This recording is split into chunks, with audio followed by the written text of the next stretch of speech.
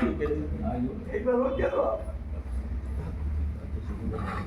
मैं बोल चुका एक बार और बोल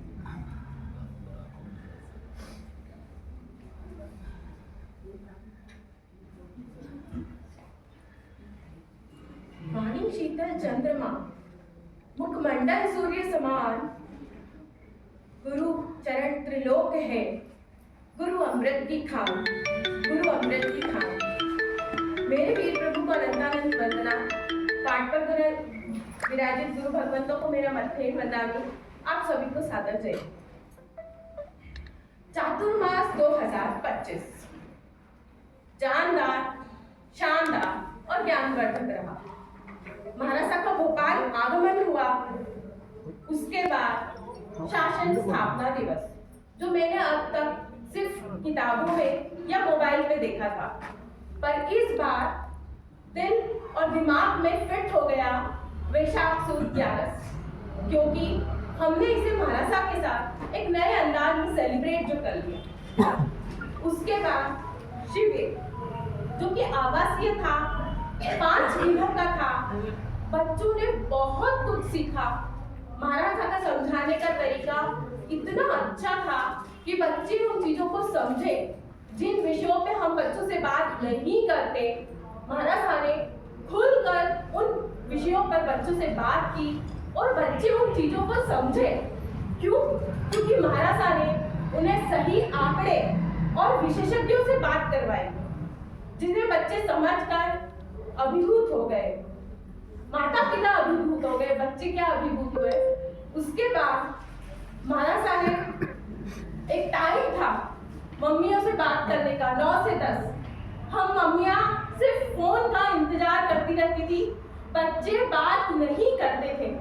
बच्चे महाराज साहब के दिए हुए टारगेट को पूरा करने में ही लगे रहते थे। ओवरऑल बच्चों ने उन 5 दिनों में सही लाइफस्टाइल को सीखा, और सच में जो बहुत जरूरी है बच्चों को सिखाना। उसके बाद तत्व ज्ञान क्लासेस। सबसे पहले चातुर्मास प्रवेश हुआ 9 जुलाई को, फिर 13 से हमारी सुपर डुपर तत्व ज्ञान क्लासेस शुरू हुई। इन क्लासेस के लिए मैं जितना कहूँ उतना कम है, क्योंकि महाराज साहब का समझाने का तरीका परफेक्ट था। उसके अलावा महाराज साहब ने हमारे लिए हमारे शेड्यूल के हिसाब से 2-2 बार क्लासेस लगाई, जिससे हम ज्यादा से ज्यादा लोग उन सुविधाओं का या उन क्लासेस का लाभ ले सके। और फिर महाराज साहब का समझाने का तरीका बहुत अच्छा था। जब कोई चीज हमें अच्छे से समझ आ जाती है तो उसे हम जीवन में आसानी से उतार पाते हैं, अपने दिल से अपना पाते हैं। और इस तरह उन्होंने हमें बहुत अच्छी चीजें सिखाई। जहाँ तत्व ज्ञान की क्लासेस वाले सभी लोगों से मैं एक प्रश्न पूछती हूँ, ग्लेशियर सुनकर सबके दिमाग में क्या आया? मैं बताऊं, मेरे दिमाग में सबसे पहले वो जामुन का पेड़ आया। मैं कभी नहीं भूलूंगी। फिर जैन भूगोल, जो कि जटिल विषय है, पर महाराज साहब ने हमारे सामने उसको कितना सरल करके रख दिया। मानते हैं ना सब लोग? फिर उसके बाद चलते हम चातुर्मास संडेज की ओर।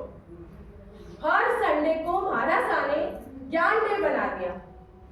ज्ञान के साथ फन हुआ।